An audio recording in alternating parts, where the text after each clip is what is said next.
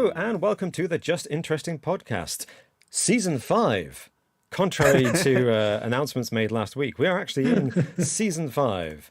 Welcome one and all. Thank you for joining us. See who's in the chat. We've got a few people joining me, Martin and Alex.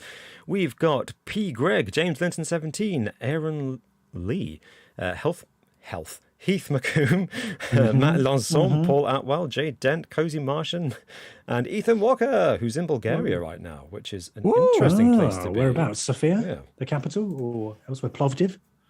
I've heard Bulgaria is lovely, yeah. Or are you on a Black Sea resort? Let us know. Brian Jenkins is in the chat. Hey, dudes. Hey, Brian Jenkins.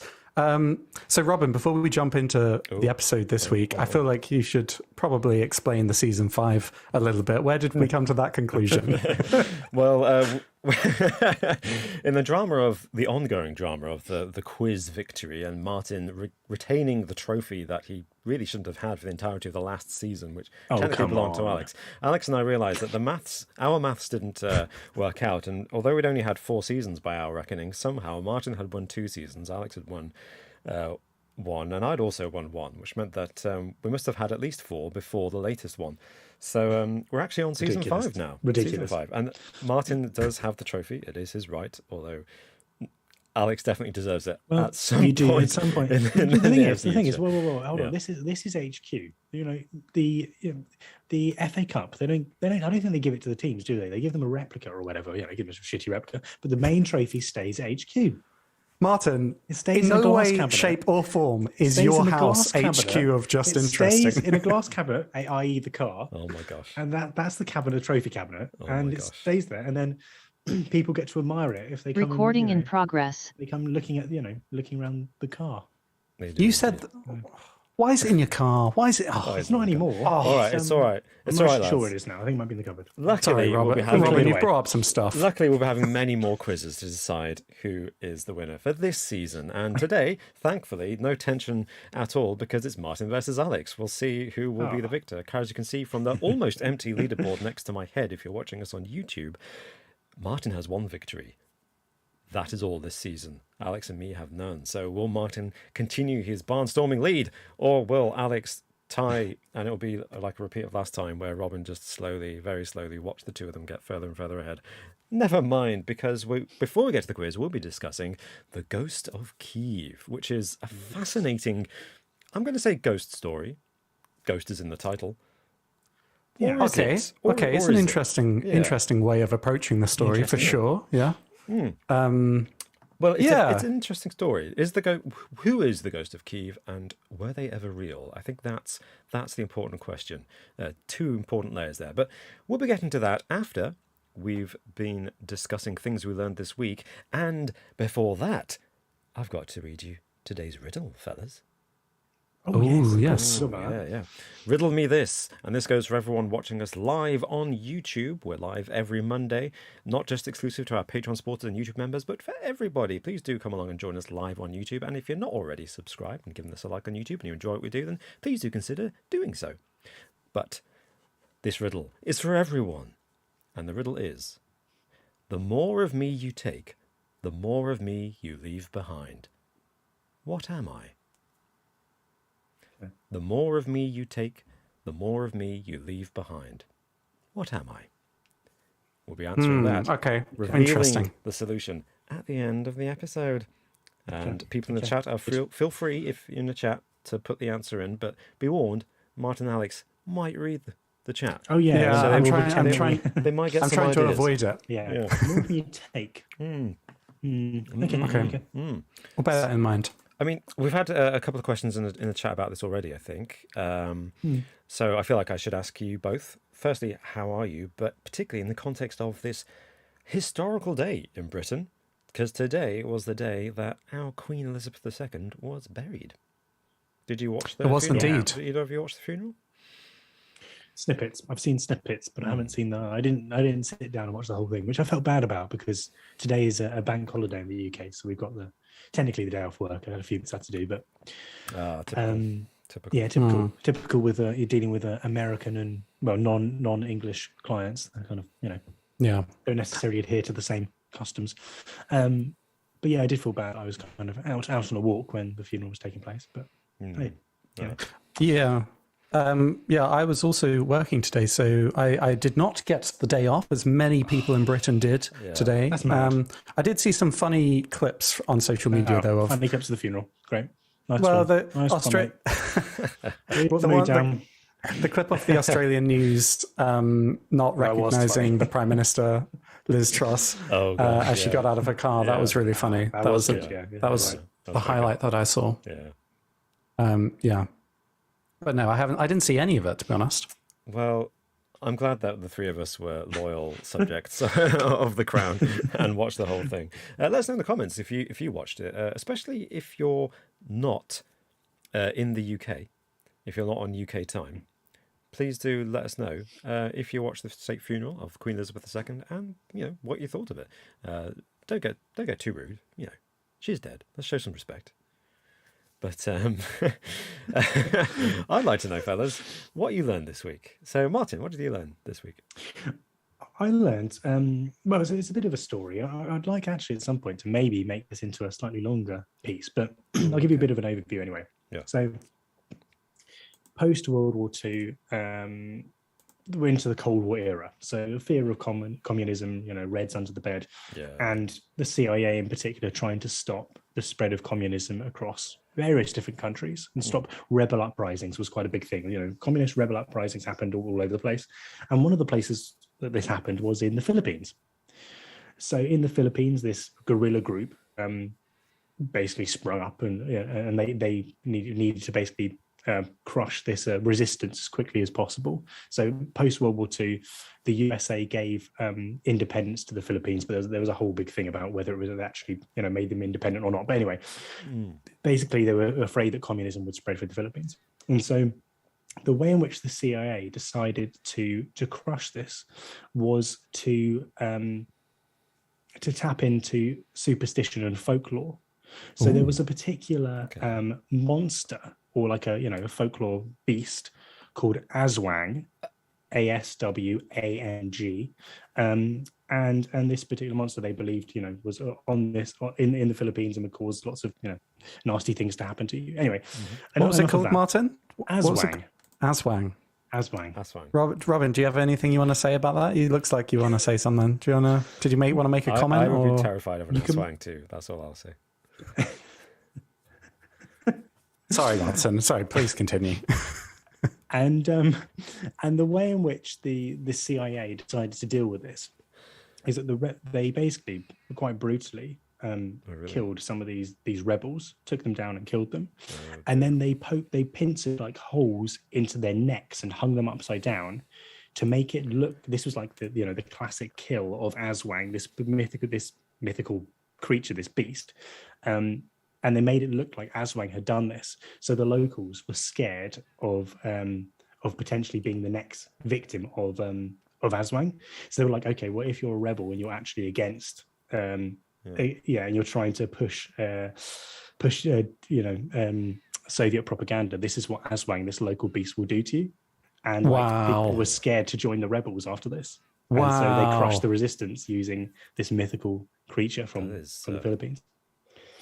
Wow. The CIA, man, what are they not going to prepare to do? That's mental. Yeah. That is oh my God. Wow, that's crazy. I've never heard that before. Yeah, I know. It was a good one. So I'm thinking of expanding, going into some more detail about who these guerrilla groups were and what how they actually went about it. But that's the overview. So if people are interested in that, do say in the comments. I'd love to see that, Martin. We'll expand it into an episode. Absolutely. I'd love to know what the rebels thought when they found out the truth. If they ever found out the truth, later on.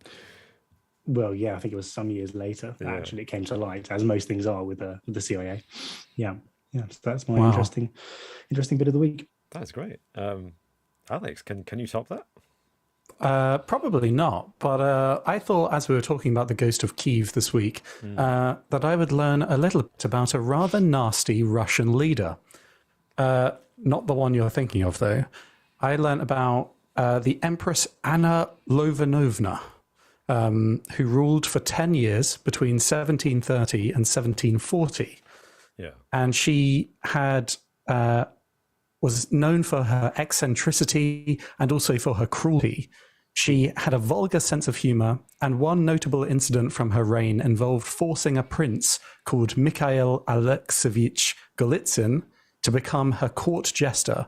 And he was a prince in a noble family at the time. Yeah. And she wanted to punish him because I think he wanted to marry below his status and converted to Catholicism, I think. So she wanted to punish him by she made him her court jester and married him off to her unattractive maid. And to celebrate the wedding, the empress had an ice palace measuring 30 feet high and 80 feet long built, and it had ice beds, steps, chairs, windows, and even logs in an ice fireplace, logs made of ice.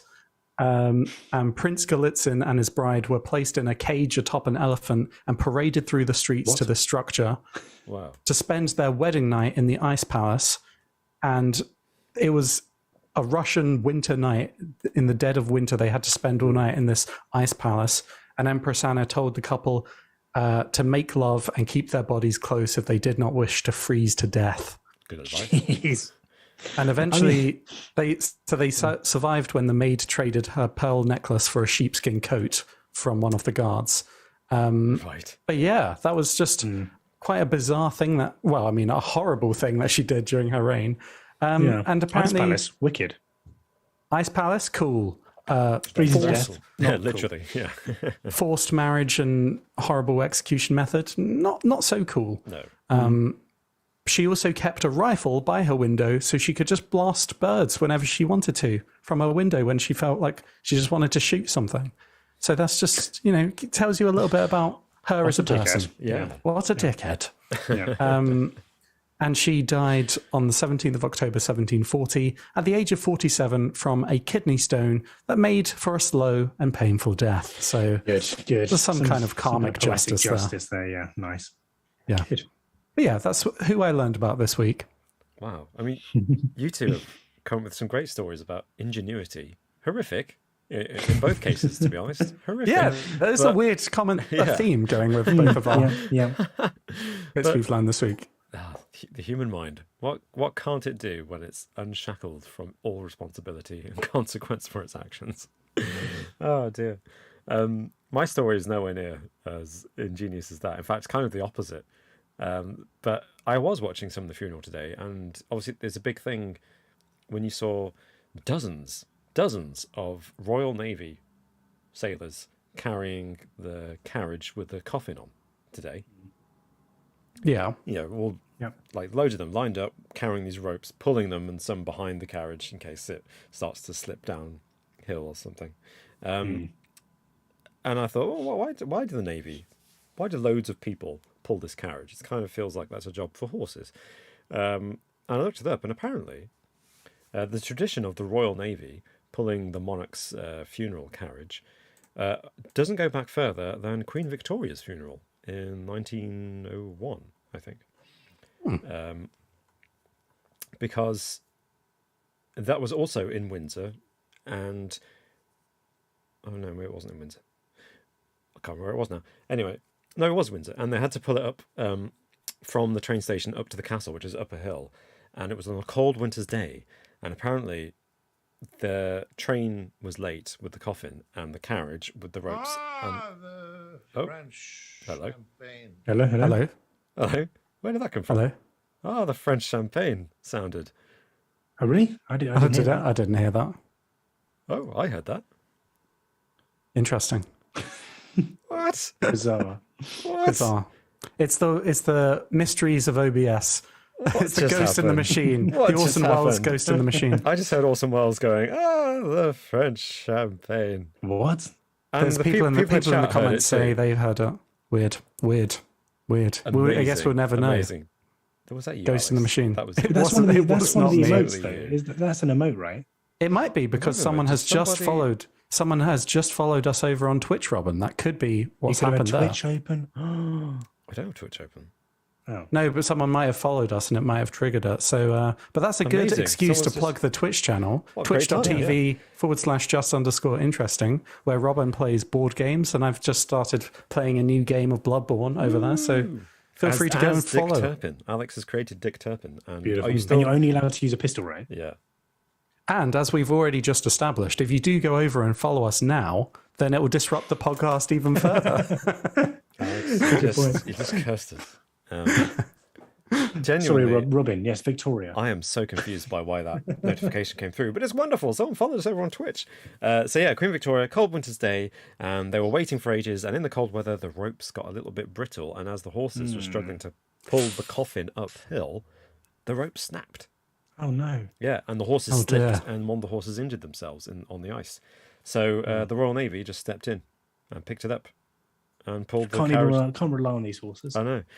She said, yeah. Nice. So it's not. Some people are saying, "Oh, the great tradition of the Royal Navy pulling the monarch's coffin." And I mean, yes, it is great that they go to all the effort. It's a lot of work. They have to march for miles pulling that coffin. But the only reason they do it is because of an accident that happened just over a century ago. And it's not some very old ancient tradition.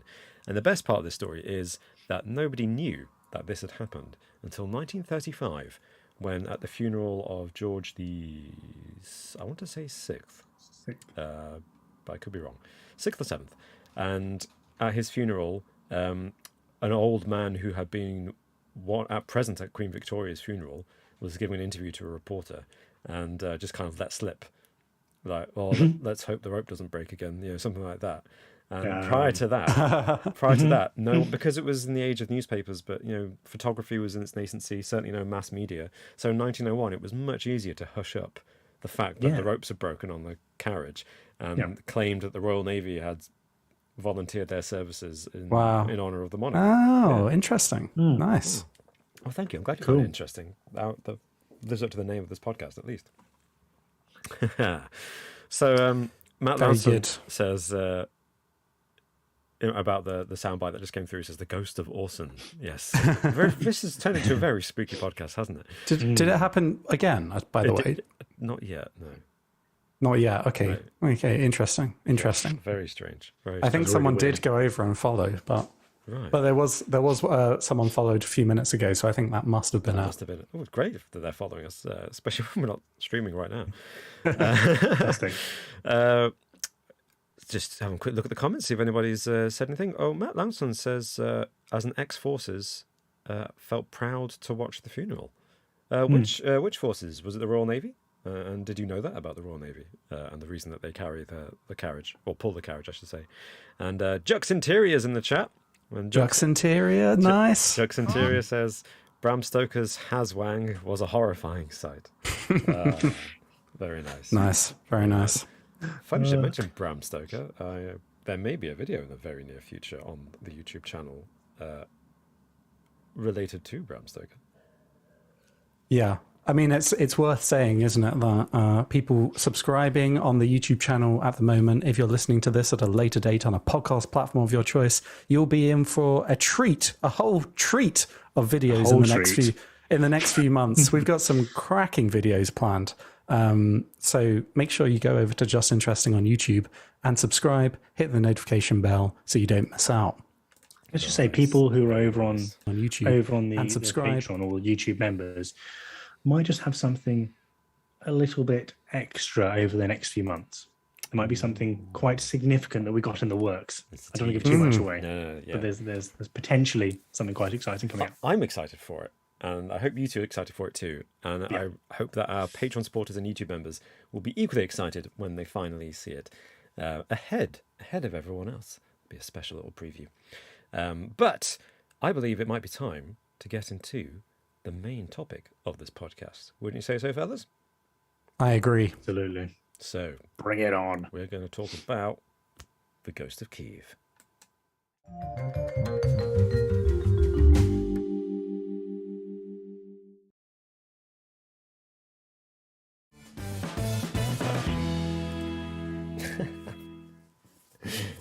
Well, we just had an extra transition there. Everyone watching us live, hope you enjoyed that extra double transition we just had, as well as probably, I don't know if you heard Martin's voice talking. Martin was asking, when did it change to Kyiv? And I feel like we in the UK, at least, I feel like everyone called it Kiev. Of course, Chicken Kiev. Yeah, Chicken Kiev. Chicken Kiev, of course. One of the first things to change, wasn't it? In honor of Ukraine, we're going to rebrand it as Chicken Kyiv. Like, Chicken Kyiv. I feel like you could do more. Anyway, that's beside the point. So, today's topic, we are discussing the Ghost of Kyiv. Who were they? Where did they come from? And were they ever really real? So, this is obviously related to current affairs. This is a date that you should hopefully already know, but if you don't, worth remembering, the 24th of February 2022, when Russia began its completely unwarranted invasion of Ukraine. And Ukraine put up the best defense they could, but Russia made pretty startling and deep incursions into Ukrainian territory in the first 24 hours. However, in the first 30 hours, there came reports of a brand new, hitherto unknown fighter ace called the Ghost of Kyiv. Some pilot in a 30-year-old plane, a MiG-29, Soviet-made, by the way, shot down 6 Russian fighter pilots in the first 30 hours of the Russian invasion. And this went viral, went all over the internet, and particularly in Eastern Europe, where it became a really important focus point for morale and anti-Russian sentiment. There was this heroic pilot, the Ghost of Kyiv, in an old knackered plane shooting down Russian aircraft. And this is particularly significant because the Ukrainian military, although determined and prepared for this invasion, sadly, because of the years and years of build-up towards it, is a quarter of the size of the Russian military in terms of number of soldiers. And their air force, I believe, I have the statistics here actually, according to Flight International, the Ukrainian Air Force had 210 military aircraft, including 98 combat aircraft, so that's fighter jets. Russia, by comparison, has 3,863 aircraft. Wow. And half of which are combat planes. So that's nearly 15 times as many combat planes as Ukraine has. Crazy. Yeah. Yeah. So it's amazing that even now, like, they haven't been able to get a commanding presence over the sky, is it? Like, they haven't been able to dominate Ukraine even in the air. No, it's amazing. And a lot of that is, I think, to do with the determination of the Ukrainian military forces. And a lot of that, arguably, is down to the morale boost that the Ghost of Kyiv gave them in the first few days of the invasion. I mean, if somebody invades, like the Nazis invaded many parts of Europe in the 1930s, and they just walk in there and it feels overwhelming and everyone's like, oh, well, we can't beat them, let's just give up. If somebody invades and you've got a heroic example like the Ghost of Kyiv to inspire you to keep fighting back, to prove that the Russians may have the numbers, but they don't have the skill. I think that's really important to the fact that the Ukrainians have managed to keep on fighting. And to put the fear and the self-doubt into the Russian invaders as well. Absolutely. That's it. Russian pilots. Absolutely. But fellas, you may remember, I don't know if you saw these, but there were pictures and video clips attributed to the Ghost of Kyiv, which went all around Facebook and Twitter. And TikTok. It was a weird... Yeah, big one. It was weird on TikTok. Yeah. It was, you'd see like puppies, food, and then suddenly just war-torn Ukraine. Like, it was mad. It was a mad time on TikTok.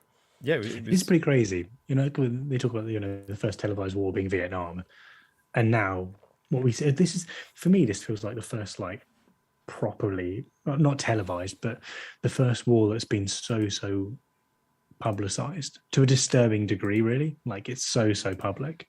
Yeah. It's not necessarily, it's not a bad thing because you want transparency, but the availability of footage, like, pretty disturbing stuff as well, just like freely available on on people's feeds on social media platforms is pretty insane. I don't know about you guys, but I think I've seen a few things I'm like, oh, I didn't want to see that. Right. Oh, I'm sorry, Martin. I mean, I haven't seen anything horrific like that, Martin, but I have.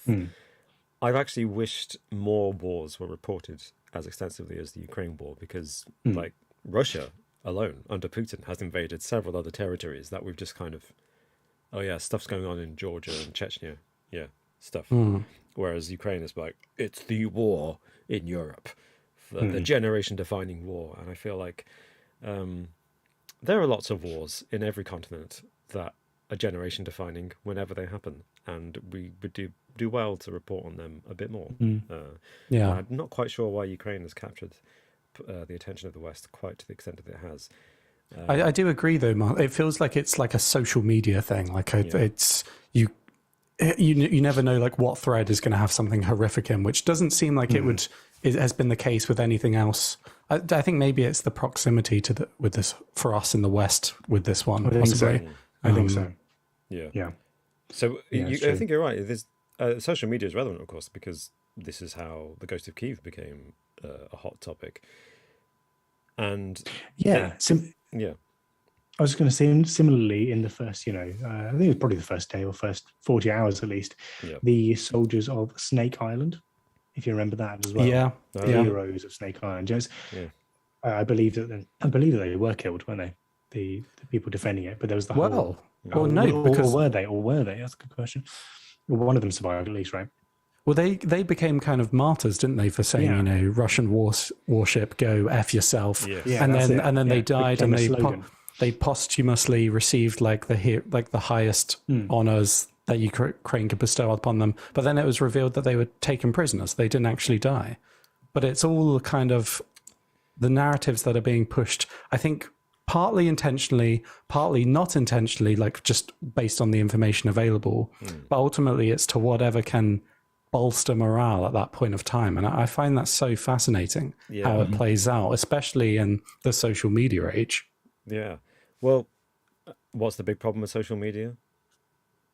Fake news. Fake news, yeah. And it's interesting how in the Ukraine war, we seem to have an example of fake news that may be a good thing. Well, tell me what you think. Can fake news ever be, it's quite a hypothetical question, but can fake news ever be a good thing? That's a good question. Yeah. Fake news / propaganda. Well, and this definitely falls on the side of propaganda, it seems. But propaganda, is it always worth it? The Ghost of Kyiv was eventually identified. Supposedly. On March the 14th, the Ghost of Kyiv was finally shot down by the Russians and was revealed to be a pilot, a very young pilot, actually. I think he was in his 20s. 20. Sorry, go on. No, go ahead. No, I think he was 29, wasn't he? Yeah. Stepan Terabalka. I hope I've said that right. An actual real pilot who was shot down on March the 14th. And he became identified as the Ghost of Kyiv. And apparently in his very short career, from February the 24th to March the 14th, he shot down 40 Russian planes, which is incredible. And that would make him the first fighter ace of the 21st century. That was what was alleged, wasn't it? That's not necessarily true. That was the kind of the legendary status of the Ghost of Kyiv. Well, that's the whole point, yeah. So here's the thing. Apparently, because of the social media side of things, because of technology, with mobile phones in particular, air combat in the Ukraine war has actually been really well documented, and it's been really easy not really easy, sorry, but it's been easier than ever, I should say, to actually accurately record the number of planes shot down on both sides during this war, because everyone in Ukraine has a phone and they're filming things all the time, and you get multiple people filming the same fight and then uploading their videos to social media, and then there are websites out there, researchers out there who are monitoring the social media and trying to verify casualties in air combat. And apparently, although by the time of his death, Stepan Terabalka had shot down 40 Russian warplanes, that's more than the Russians had actually lost in the war at that point. Unofficially, yeah. And this is verifiable both by Western sources and by the Russians. So it's not just a case of the Russians pretending that, we haven't lost 40 planes. It's Western sources as well saying, well, we can verify that significantly fewer than 40 Russian planes have been shot down by this point in the war. So immediately they're like, okay, but Stepan Terabalka is real. But eventually on the 30th... Was he any good? Yeah. Well, here's the sad thing, I guess. On the 30th of April, the Ukrainian Air Force Facebook and Twitter accounts posted some interesting messages that said, "The Ghost of Kyiv is a superhero legend whose character was created by Ukrainians, and the information about the death of the Ghost of Kyiv is incorrect. The Ghost of Kyiv is alive. It embodies the collective spirit of the highly qualified pilots of the Tactical Aviation Brigade who are successfully defending Kyiv and the region. Now, does that sound like a tacit admission that the Ghost of Kyiv didn't exist? I mean, yeah, but I think that, but yes. I think it's the best way of approaching that answer, right? Is to say that, look, he wasn't real, but he was inside of all of us all along. We all embody the Ghost of Kyiv. I think that's the kind of the best thing that they could have said. Yeah, I don't think, but the question is whether the legend of the Ghost of Kyiv was an intentional bit of propaganda that was created by the Ukrainian government or by interested parties in that, or if it was just something that sprung up out of this kind of, a natural bit of propaganda that sprung up to bolster morale. Kind of an urban myth. There's definitely a difference between something that's an outright lie or, explicitly propaganda. And like this guy might have been a really, really good pilot. And everyone in his squadron or whatever you call it is like, this guy's the best, and he shot down X number of planes. Then it gets exaggerated, then it gets printed to the news, and then it spirals from there. So it's like there's often an element of truth in all of this. It's like the Red Baron, for instance, supposedly shot down 80 planes in World War I. Number, huge number. Whether that actually occurred, it was obviously a brilliant pilot. Whether he shot down 80 is up for debate, but it's just that exaggeration of, there's a seed of truth, and then it gets, it spirals from there. So I don't know. Yeah, it's difficult to know, but it looks like it's been highly exaggerated, and whether it was this exact pilot or not, it helps their cause that he's died as well. It's like, no one can verify or deny, right? It's interesting, isn't it? Because basically, what I'm just going to agree with you and say that for Stepan Tabalka, I think that was his name. It's a weird one, isn't it? Because he's now going to be remembered officially as the Ghost of Kyiv, but also everything the Ghost of Kyiv didn't happen. So, is it wrong to remember him for things he didn't do, or for him to not be remembered at all, except by those who knew him personally? Yeah. Well, again, it could be that it's exaggerated, right? It could be, it's not that he didn't. Maybe didn't shoot down 40 planes, but he might have shot down those initial 6 total. He might have been the most successful pilot in the whole of the Ukrainian Air Force. He was the one who spearheaded a feeling of the resistance movement. Yeah, defiance. Yeah. I mean, that's Ethan Walker, as valuable. In the chat, Ethan Walker says that others were saying the ghost name was Vladimir Abdonov. And that's true. I'm sure a number of pilots were probably identified as the Ghost of Kyiv, but I think the one that was officially identified by the... But that was Abdonov. I've got a bit more information on that if you'd like. Oh, yeah. So that was... the former president of Ukraine from 2014 to 2019 posted a photo of a helmeted pilot in a cockpit on Twitter, identifying the individual as the Ghost of Kyiv, saying, with such strong defenders, Ukraine will definitely win this. And the picture was image searched, and it was found that the pilot in the cockpit was a pilot called Vladimir Abdonov. Yeah. And there were several pictures floating around of him. However, the pictures that were posted weren't genuine. And there were people that had looked into, Photoshop manipulation, and they could see that his face was actually photoshopped on, and a Ukrainian flag photoshopped in the background of a Canadian Air Force officer. But more interestingly, I think the man who had his face photoshopped on was actually a well-known person. I think he was a lawyer. And he was surprised himself to find that he had become the Ghost of Kyiv.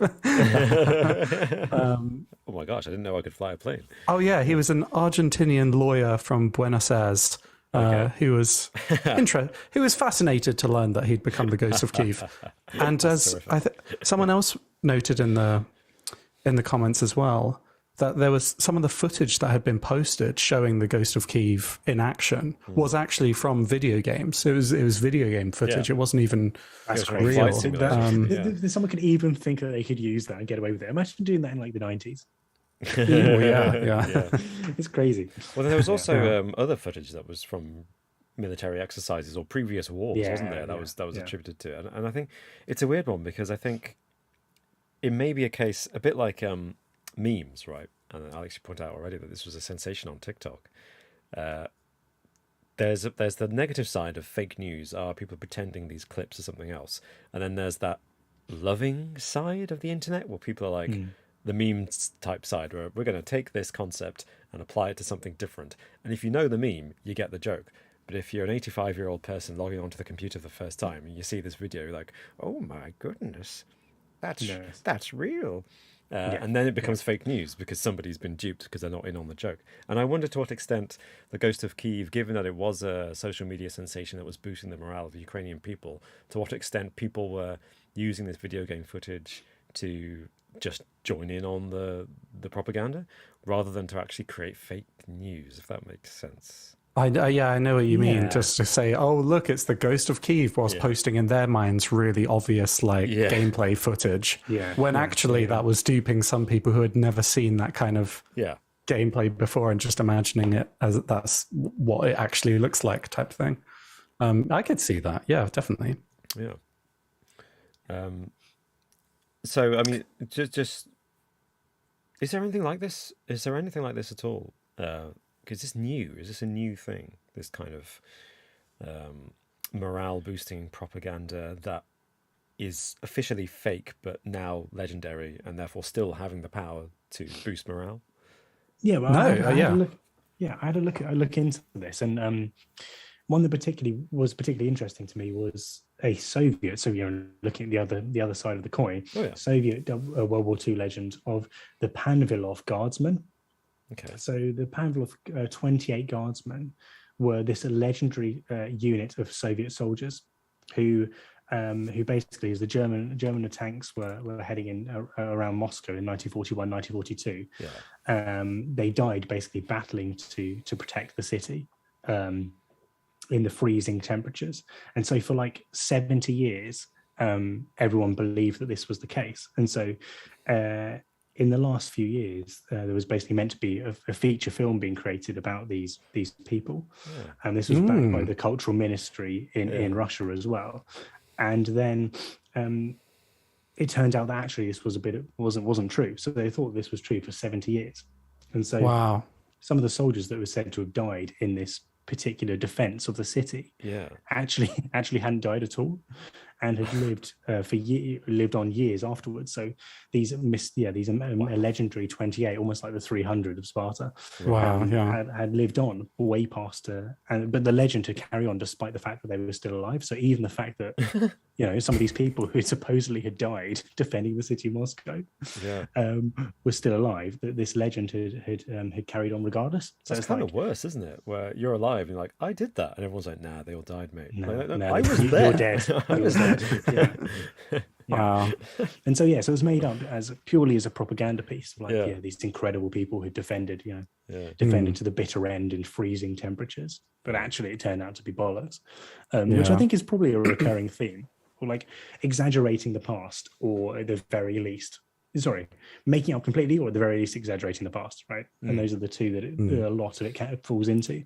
And it makes sense, like during times of real hardship and war and conflict, people need these good news stories. They need to know that the people on Snake Island are telling the Russian warship to fuck off. They need someone who's shot down 40 planes. It's so important for morale to people to know that people are fighting, and in this case dying heroically to defend their country. And so there's definitely a purpose for it, but often it turns out that it is crap.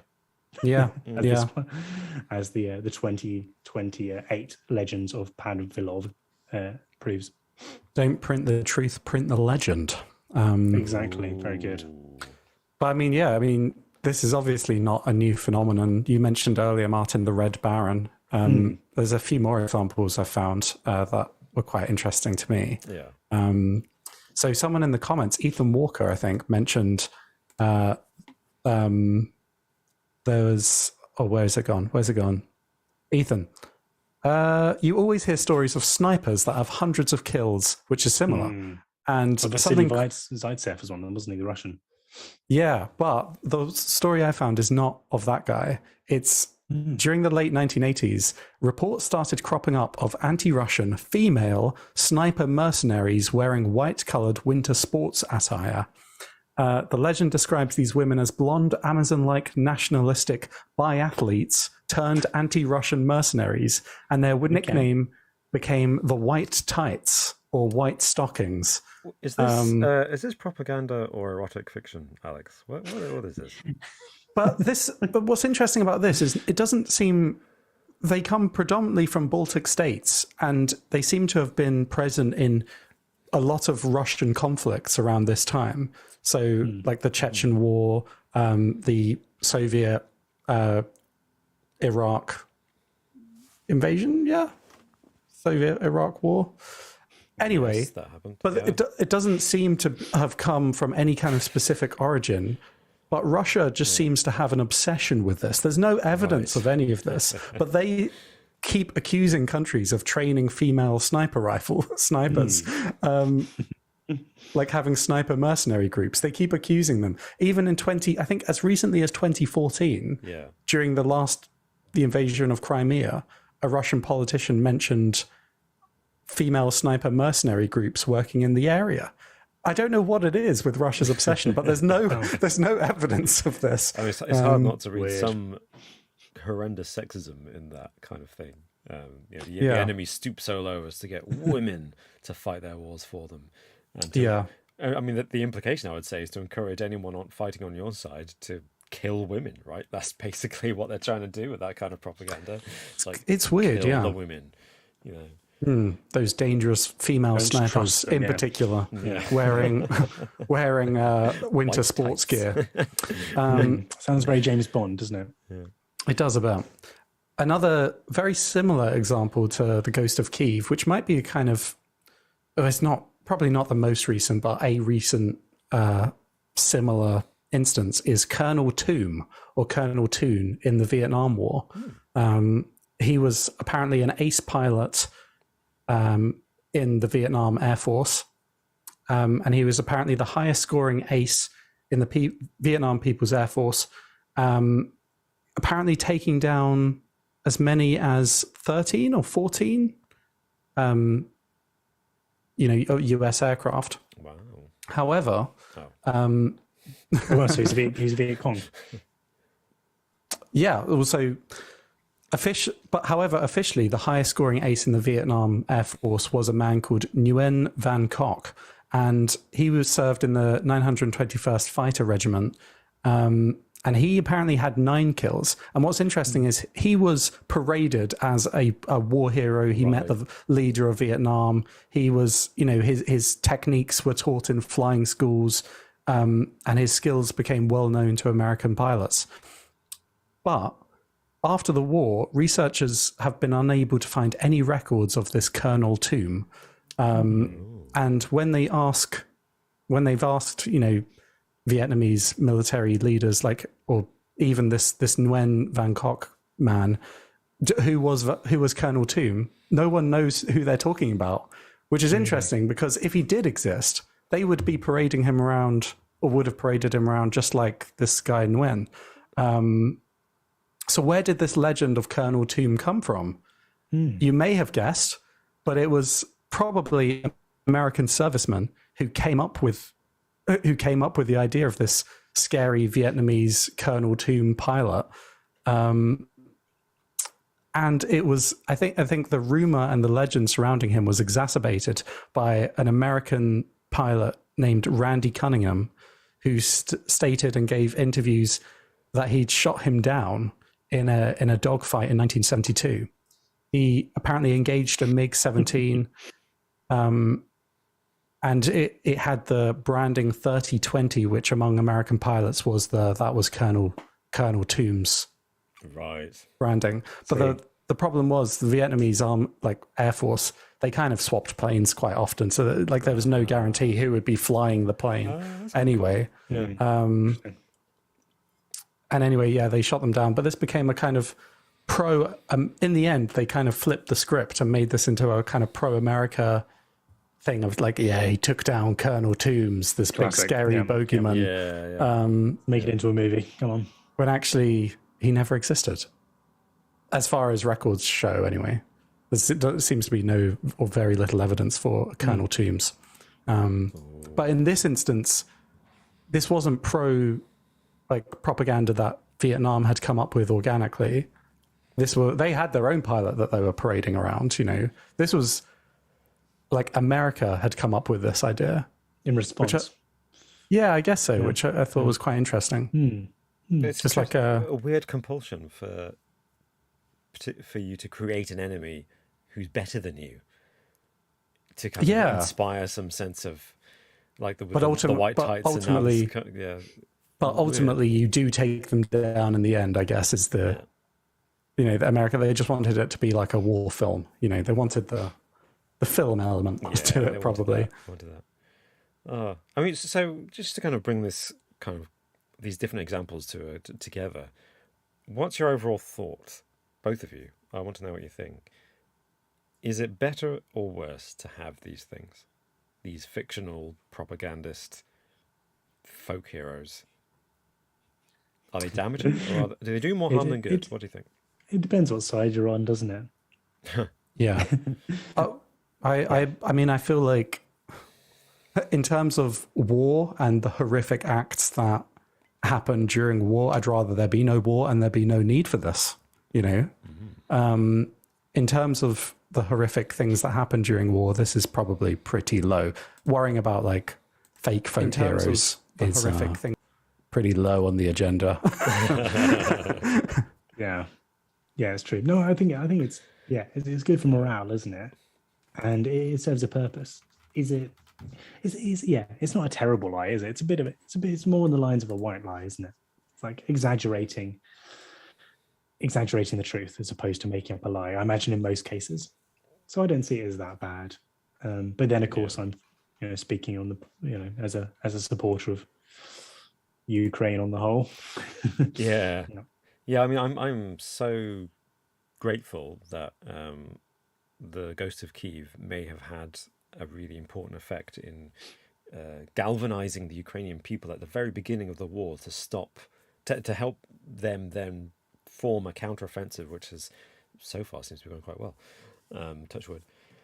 I'm same as you, Martin. Like, luckily in this case, it seems to be on the right side and to have the desired effect. And absolutely, it's a tragedy. But every war has horrific propaganda. You can go back a long time, actually, centuries, and find propaganda from almost every war that's ever existed. And some of it is just as outrageous as the stuff that you see on the internet today. And stuff like QAnon doesn't seem quite so special anymore when you go back in time.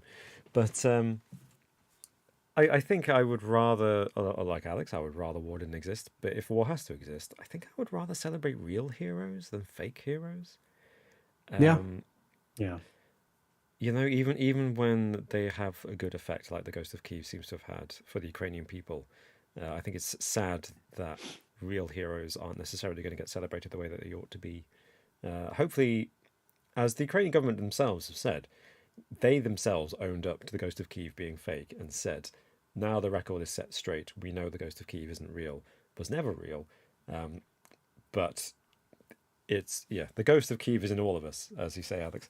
And I think that might be a better way of conducting it. If you're going to invent some fake heroes, at least own up to it. And then, after the fact, yeah. Yeah, and then after the war, you can celebrate the real heroes once all the cruelty is over.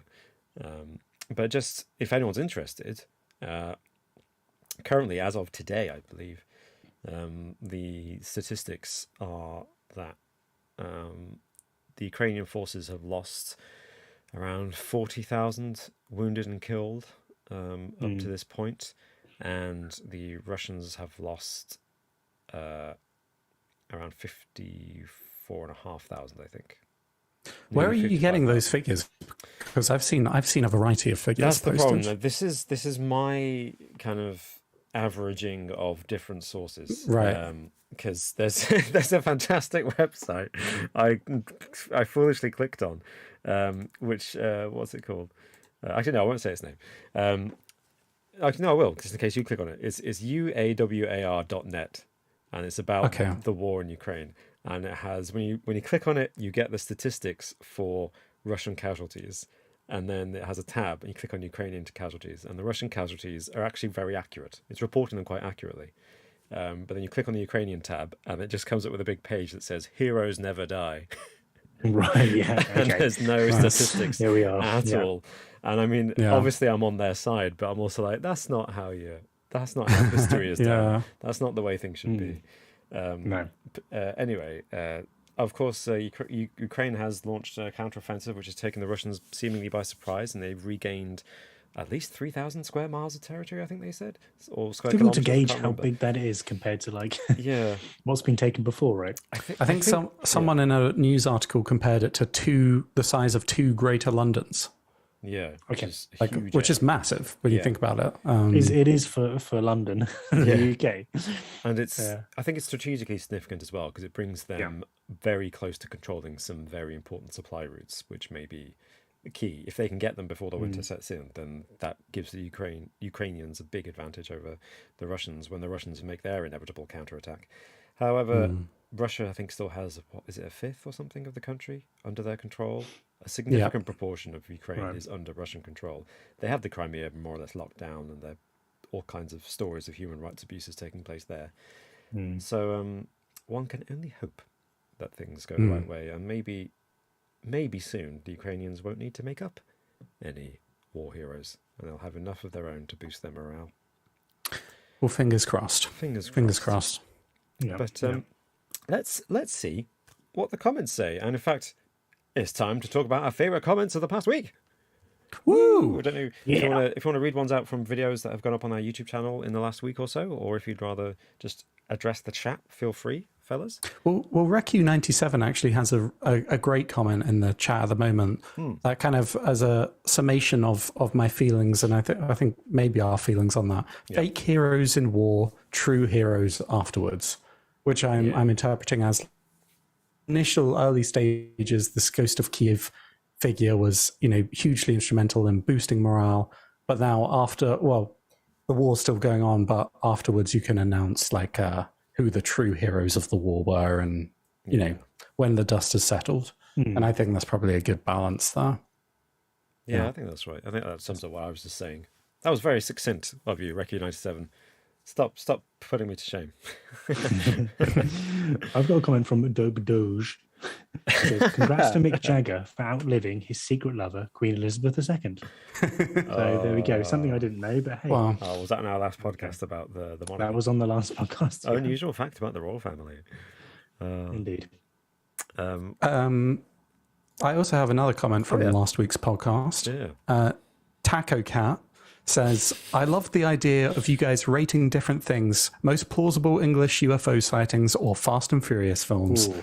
I think this was in response to, Martin, your idea of us just having a video series where we just rate things. Yeah, rate. What was last? What was it? It was the Muppets movies. Muppets movies, yeah. Muppets movies, yeah. Yeah. I mean, I'm happy to do that. I think that'd be a good one. So I need one of you guys to also watch through the Muppets movies again to refresh yourself of the quality, difference between them all. Some of us true fans, Martin, we don't need to rewatch the Muppet movies. Well, Muppets in Space. When was the last time you watched Muppets in Space? I don't think I've ever seen Muppets in Space. 2002, I think I last watched that. All I can remember is the I can't remember what his name is, the one who's a king prawn. Pepe. I'm not a shrimp, I'm a king prawn. I'm loving that. I watched it last year. You watched Muppets in Space last year? I did, actually. Okay. Amazing. Okay. Fair enough. Don't test Robin on his Muppets knowledge, no, Martin. I'm not saying... you will lose every time. I'm saying this kind of casually. I was like, it's a shame that you picked that Muppets film, because I was like, oh man, I actually watched that one. I watched it quite recently. What's the second one called? There's the first one, then there's Muppets. It's a weird name.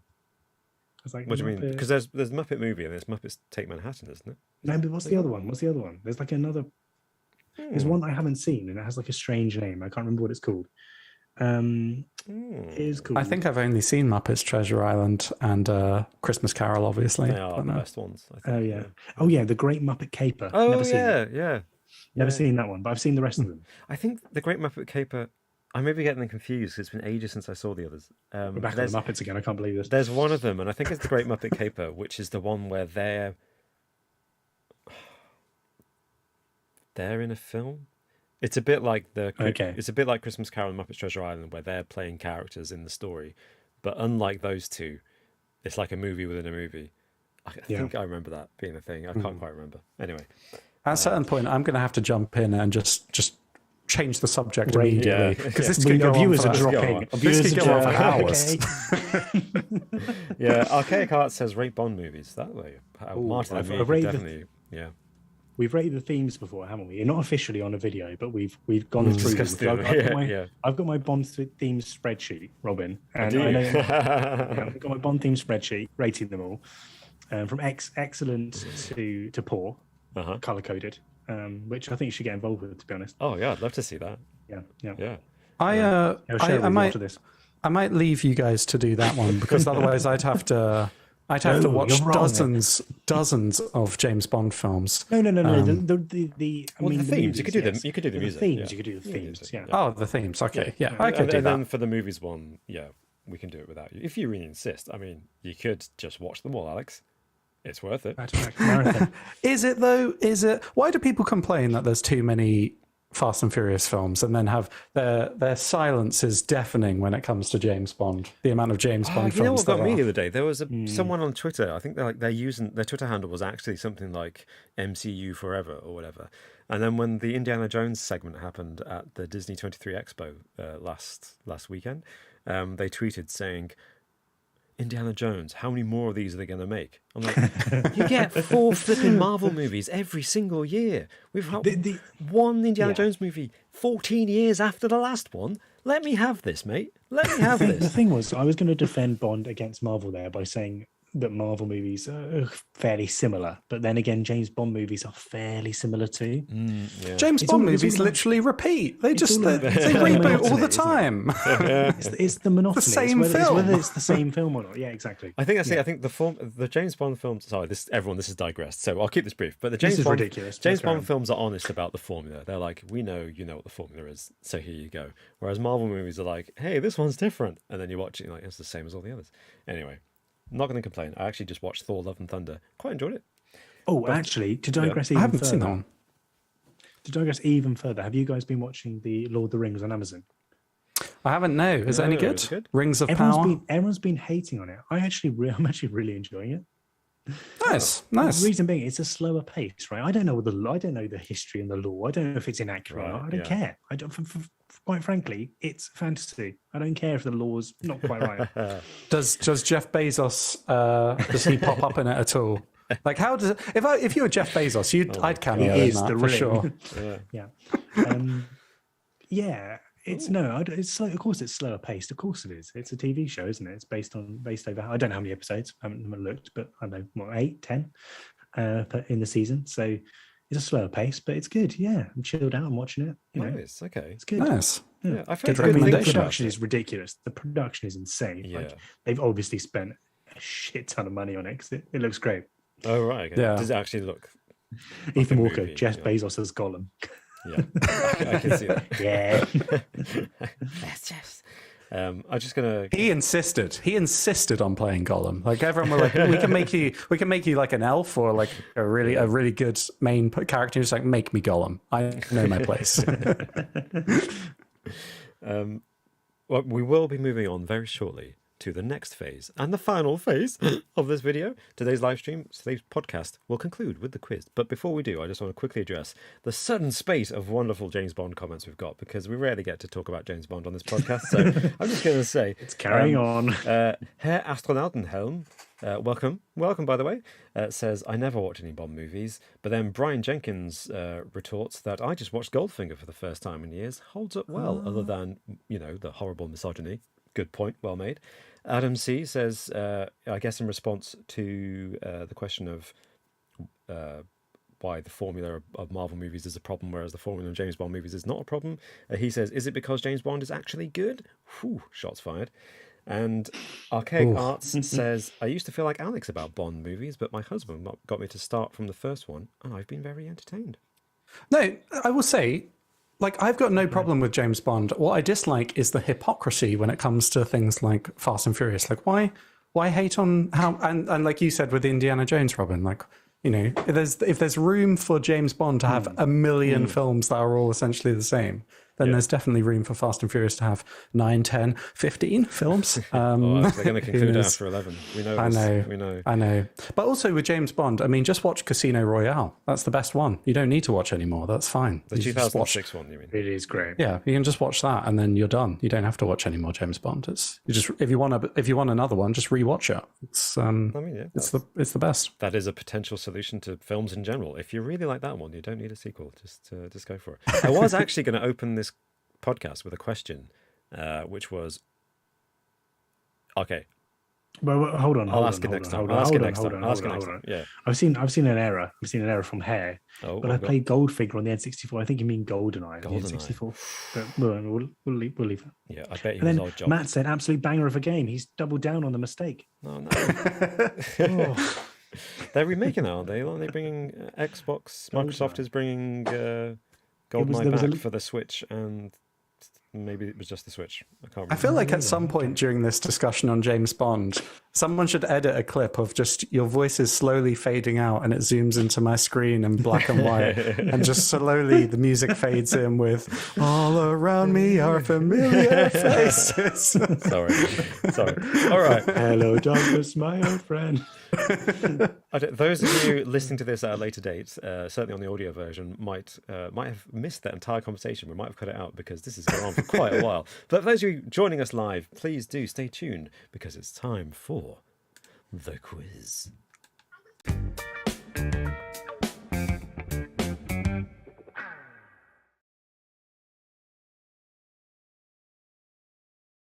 Whoa, and we're back. It's time for the quiz, gentlemen. To answer questions in the quiz, you need buzzers. We do. Do you have your buzzers prepared? Do you have them ready and waiting? I think I do. I think it should be good to go. Good to go. Well, before we hear your buzzers, just to everyone joining us live in the chat, feel free to join in with this quiz. I'll be keeping an eye on the chat, and Alex and Martin will obviously be averting their eyes. But the first 3 people to chime in with the correct answer to each question can give themselves a point. And we're on the honours system here, so we trust you to keep track of your scores quite accurately and honestly. Thank you for ending that. We had a poll saying who had the most interesting fact of the week this week, and Martin won. With really? I could say actually Martin and me both tied. In fact, you drew, with 34%, and Alex had 31% of the vote. Oh, that's close. So it was close. Do you know what? That's a good showing. That's good. That is worse though than there being a 3-2-1 place. Just you both win by drawing. Fine, I'll try and beat you next time. Being that close though, so that shows a good quality of fact. Or all three were terrible, one or the other. It's true. That's very true. At least there's a parity of quality between us. That's the important thing. Whether it's good or bad, we don't know. That'll be the next poll. Anyway, everyone, prepare yourselves for the quiz. That sounds more dramatic than I meant it to. But let's hear buzzers. Martin, what's your buzzer today? I've gone rogue this week. No. I don't know how well this is going to translate, but it's a Scottish person telling off the children for leaving a poop in the toilet. Oh, yes. Okay. I might just play the whole thing just so people get the context. And I put it on 1.5 times. So I was wondering really quick. Okay, here we go. Okay, right, ready? I'm going to sing Sherlock by Sherlock or Rebecca G then. Okay, wait, and then the mum comes in. Does somebody not know how to flush the toilet after they've had a shit? No, it's fucking one of us. Disgusting. There we go. Disgusting. So amazing. I'm going with that. Amazing. Jade in the chat has picked up on that. Yeah, that's a brilliant one. Disgusting. Yeah. Hopefully no one listening is particularly offended by the use of strong language in that. Oh, yeah. Wow. Yeah. Alex, what's your buzzer?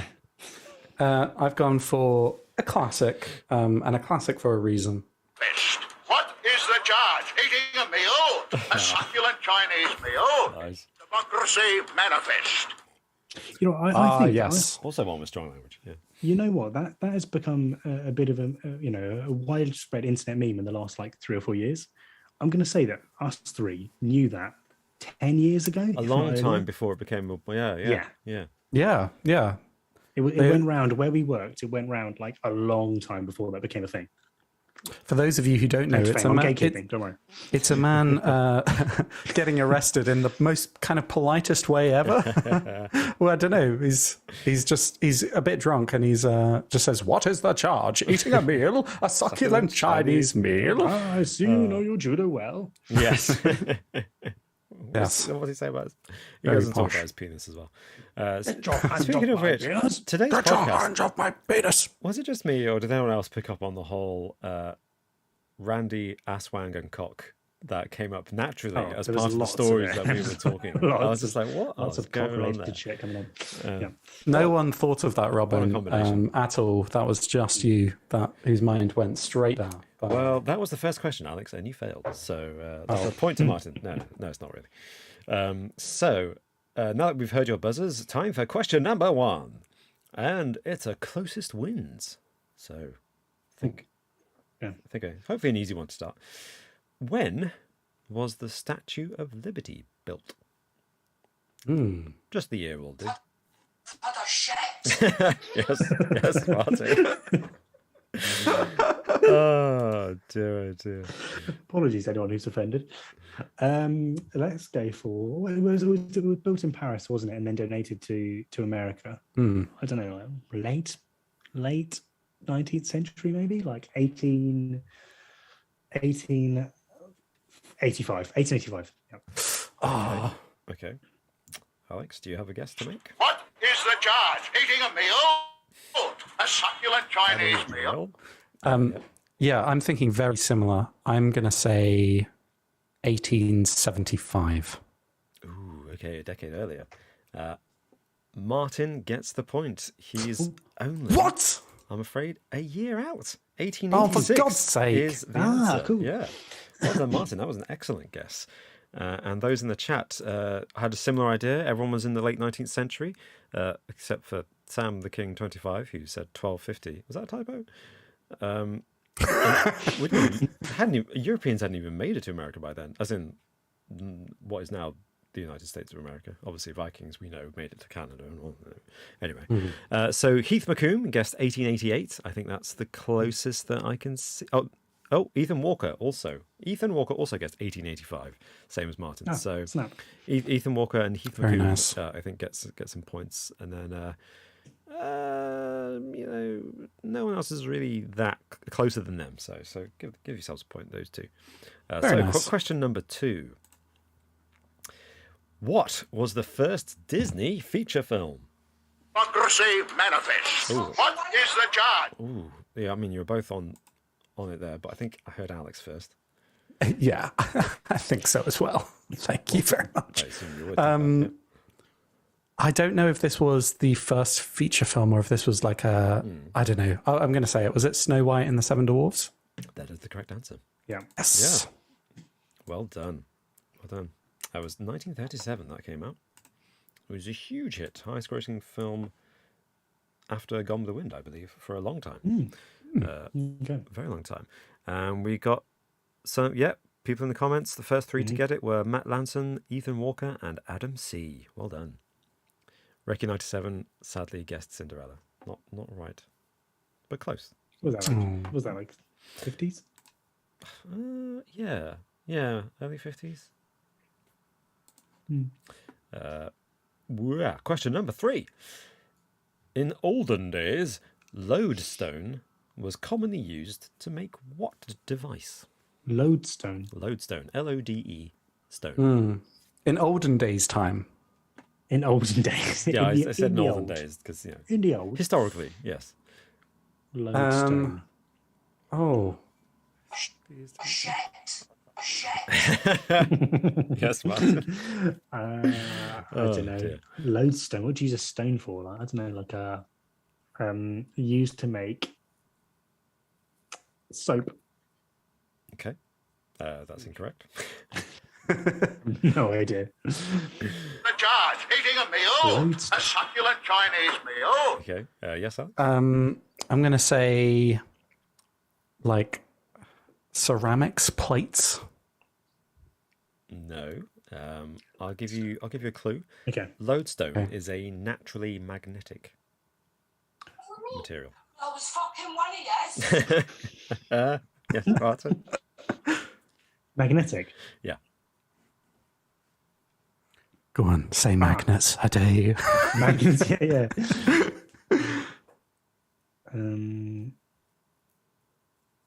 A compass. Is the correct answer. Oh, for God's sake. Compass, yeah. Oh, that was wrong. No one saw that. Martin briefly had 12 points for a moment. That was 12. Not accurate. Well, people in the comments knew this straight off the bat. This was impressive. Really? Yeah. Ethan Walker said compass. So did Heath McComb and Recce97. All straight in there. Before a clue. Wow. Blimmin' Yes, heck. actually, Wow. before the clue. Yeah, really Wow. impressive knowledge there. Intelligent. Well done. Intelligence. I clearly do not know my lodestones well enough. Wow. Yeah. Funny. It's Yeah. lodestone is also known in scientific circles as magnetite. Okay, right. I thought that was a Pokemon. Probably. Magnemite? Something like that. Yeah, I don't sounds know. right. I can't remember. But yes, a very clever bunch in the comments today. Well done, listeners. So, question number 4.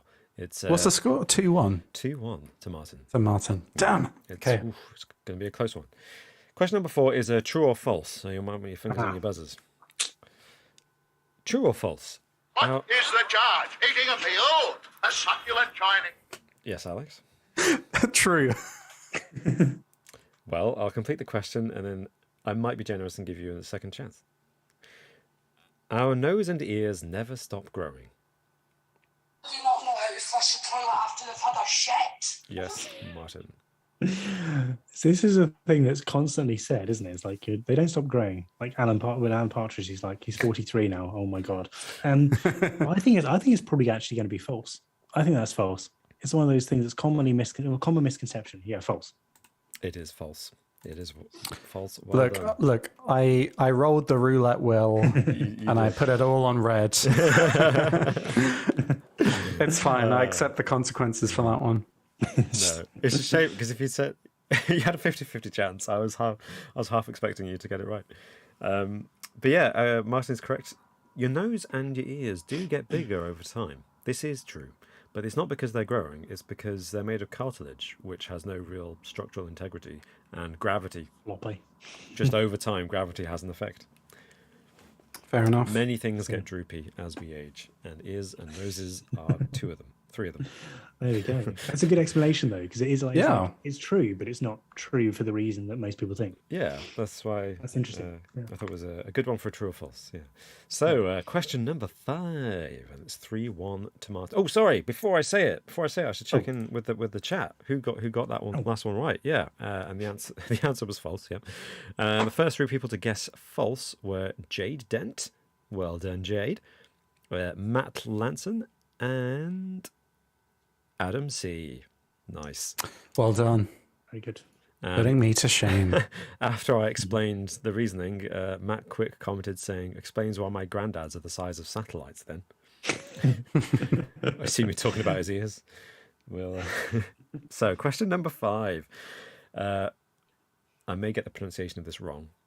Sorry for everyone who has to suffer through this. Vareniki are a traditional dish from which country?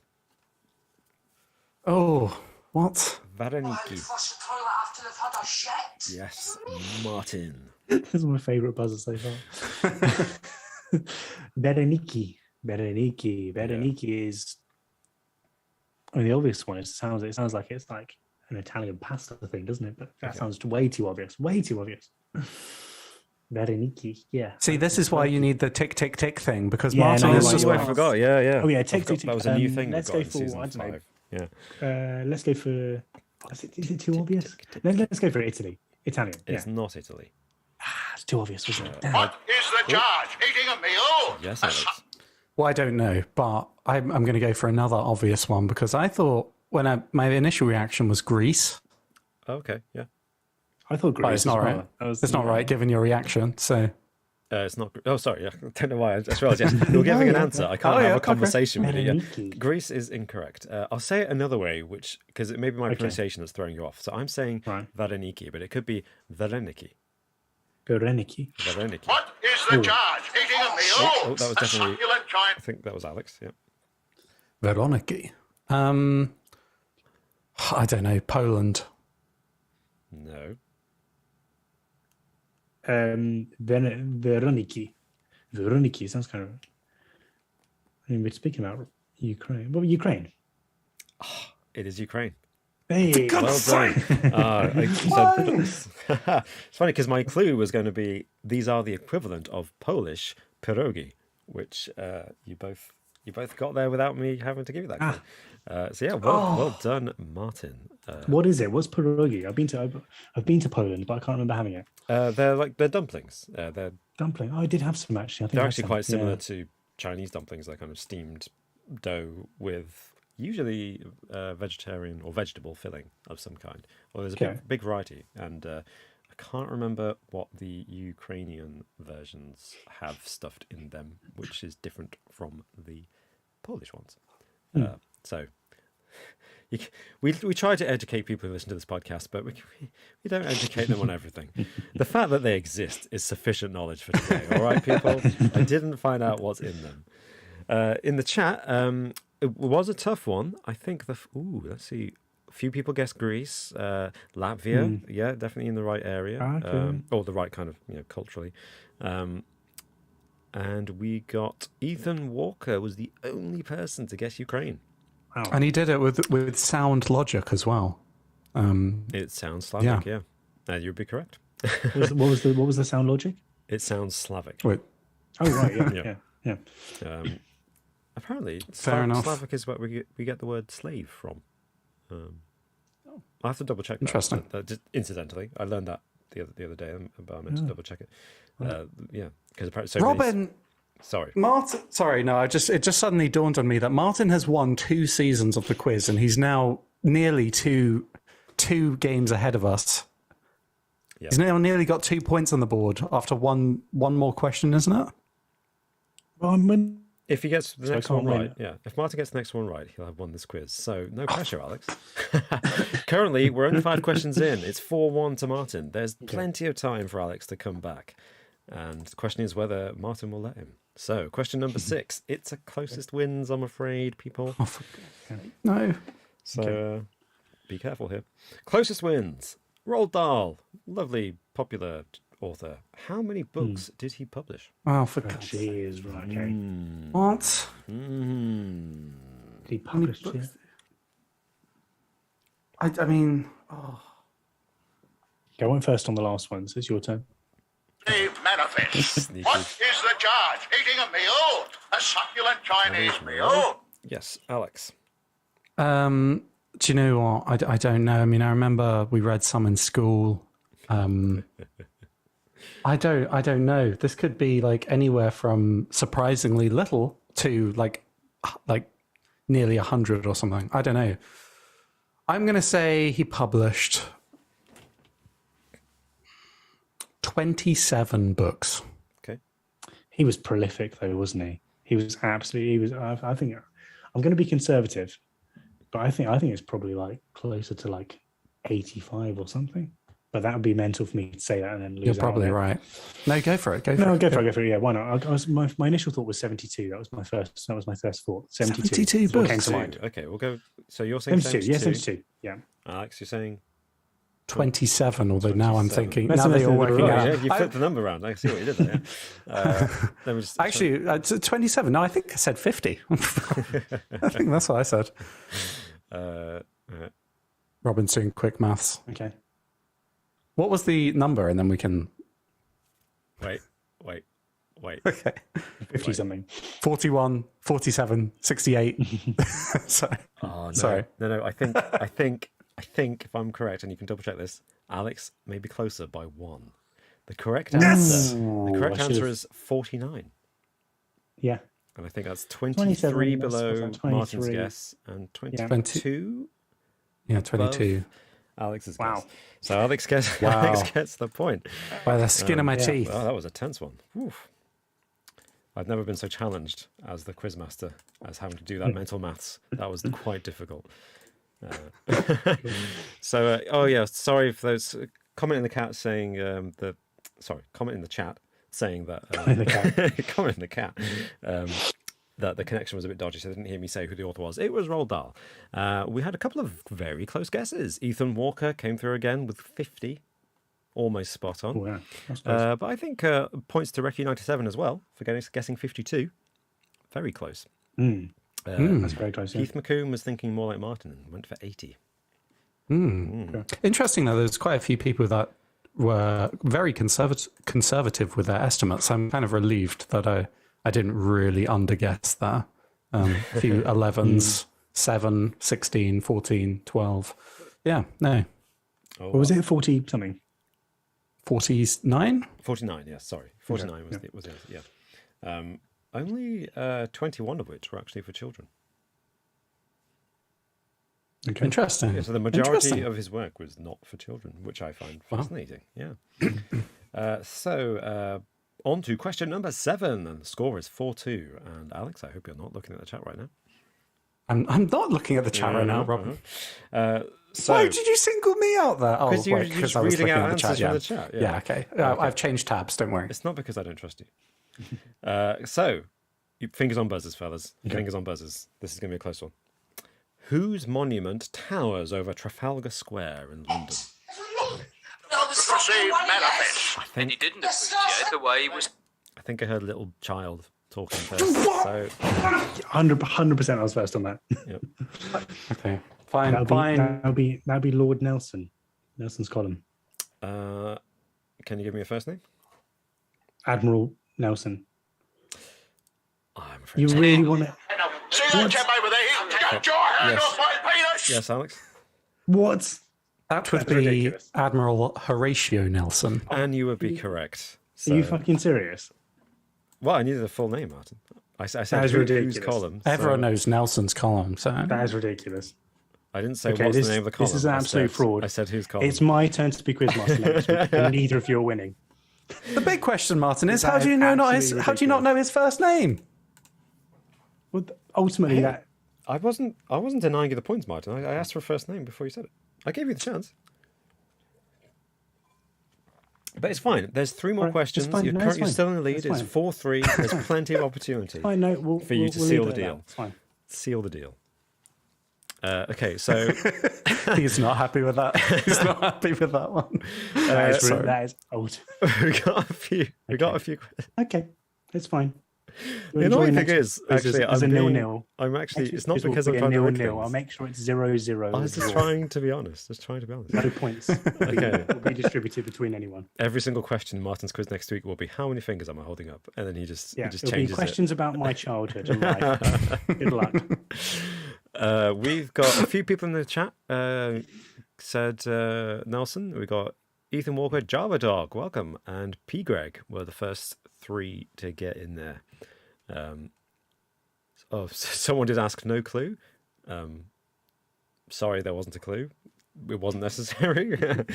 But let's move on to question number 8. And again, a history question, so you might want to put your history hats on. Okay. Cast your minds back to Tudor times. Who's the most famous monarch from the Tudor period? It would be Henry VIII, I think. Obviously, yeah, I would have guessed that. Yeah.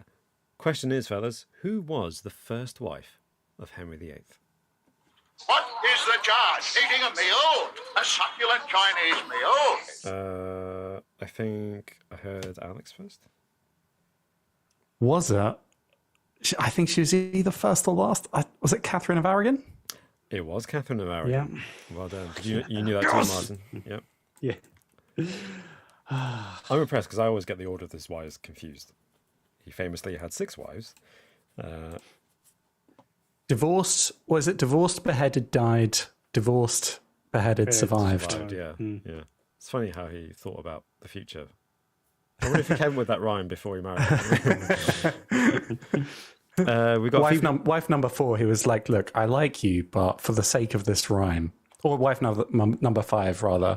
I really like you, but for the sake of this future rhyme, I've got to behead you. You got to go. Brian Jenkins guessed Catherine. Sorry, Brian. I don't think I can give you that one because Catherine of Aragon was not the only Catherine that he married.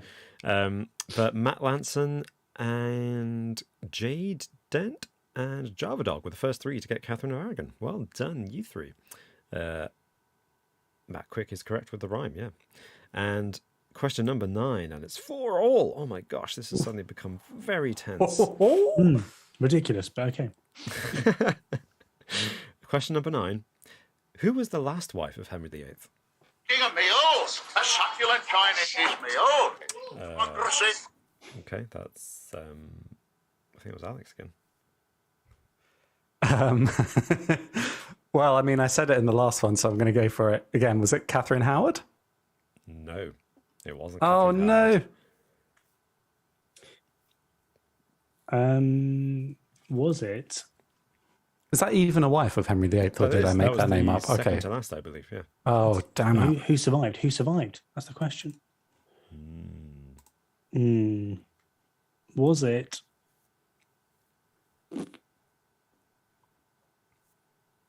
Crap. Who was it?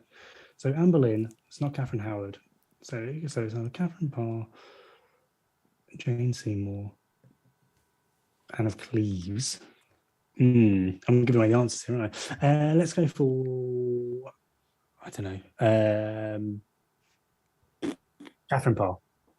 It was Catherine Parr. No, it was another Catherine. Well done. Well done, Martin. So in a way, I was right. I just got the wrong Catherine. In a way, you were right, except that you were wrong. Yes, well done. Well done. So that puts Martin on a 5-4 lead going into the final question. But first, in the chat, who got that last question correct? Ooh, not many. Not many. We got Java Dog and Ethan Walker and Irandi Becerra, sorry if I'm pronouncing your name wrong, said Mrs. Parr. Mrs. Parr. Mrs. Parr. Very formal. Yeah, Mrs. Parr, I presume. I mean, it's an interesting guess because, I mean, you clearly got the right surname, but you didn't say the first name. And if she got married to Henry VIII, she would not have been Mrs. Parr. She would have been Mrs. Tudor. So, I mean, give yourself a point for that one. But that's a prime example of not remembering the first name and wanting to play it off. Yeah. Then we got some great answers from people in the chat playing on the fact that there were many Catherines. Half of his wives were Catherine. So for him, as far as him was concerned, he only got married 4 times, and half his wives had the same name. So 5-4 to Martin going into the final question, and it's a closest wins. Ooh, okay. Okay. When was the first ticker tape parade held in New York City? Oh my God, what? Yeah. Give you Democracy. What is the charge? Eating a meal? A succulent Chinese meal? I think that was Alex, yeah. Ticker tape parade. So that's just like I don't New even know. famous for its ticker tape parade. Yeah, okay. I'm going to say early 20th century. I'm going to say 1906. Okay. I was thinking around that time too. This makes things difficult. 1906 ticker tape parade. It does seem quite old. Is it that old?